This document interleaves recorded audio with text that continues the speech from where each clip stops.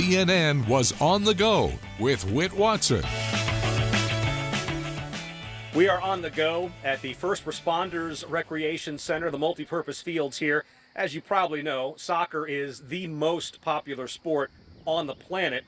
And on these fields, a special group of villagers that share not just a love for the game, but also a common bond. They've all been diagnosed with Parkinson's disease. Walking Soccer for Parkinson's is one of 2 such clubs in the U.S. And the crew here at the Villages is the brainchild of Cynthia Gay.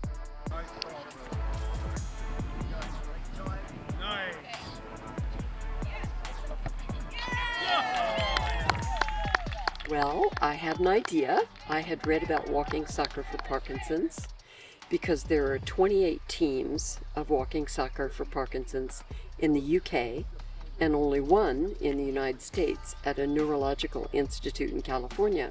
And I'm from an athletic family, so anything like that interested me. Plus I knew about John Ellis, quite a name in the soccer community, and he started senior soccer in the Villages in 2008. And so just one day on a whim, even though I had the information lying on my desk for months, I called him up, told him what I'd like to do. He said, "Oh yeah, walking soccer's been around for a long time." We met and had breakfast, and John really took it from there. We have 14 volunteer coaches, and we have 24 people with Parkinson's who now play regularly.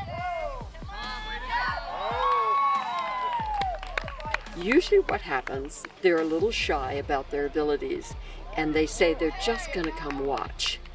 But we haven't had many who come watch and then decline to play. Usually they're out there playing the next time.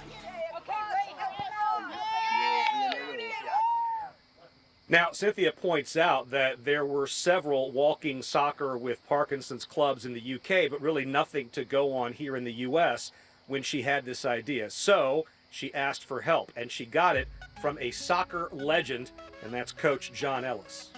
I think the information came out that suddenly in England they'd started to experiment with Parkinson in soccer. And in fact, there actually is a world championship now, but we had nothing in America. And so she approached me, because obviously soccer's my world, and said, could I help them? And I said, well, truthfully, I don't know, but I probably can apply my soccer experience to help these people. And that's really how we started. And since then, we've been working on getting them playing and getting them out here and some development.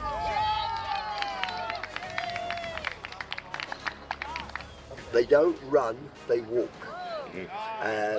Occasionally you're going to see them run, and I'm not stopping that at the moment because very often it's a balance issue. But gradually they seem to come out here.